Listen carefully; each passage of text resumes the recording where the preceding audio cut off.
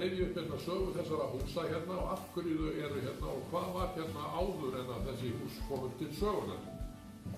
En saga Viðeyjar nær mjög langt aftur í tímann, vegna þess að árið 1226 var stofnað hér klaustur að undirlagi Snorra Sturlusonar og Þorvaldar Gizurarsonar.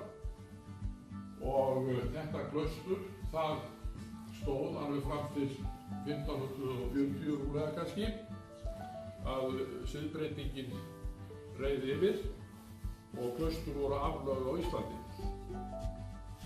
Hérna, þetta klaustur eins og önnur klaustur var mjög ríkt. Það átti 116 jarðir hér lífsvegar á Suðurnesjum og hér allt í kring.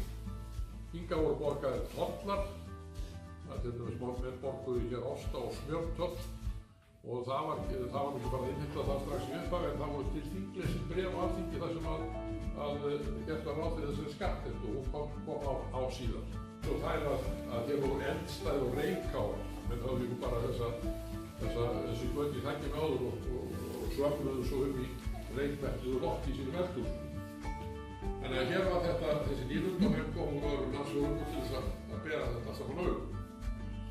Og Skúli hann var sildur maður og sá það að allir meiri háttar menn þeir höfðu kirkjast við hliðina á sínum göngum.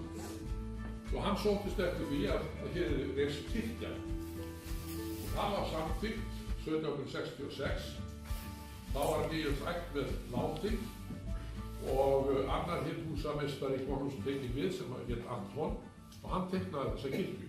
Þannig að það var að vinna hér umfangsmikla fornleifarannsókn, tímafrekar og við náttúrulega gátum ekki byrjað á þessu jarðhúsi fyrir seint á árinu 87.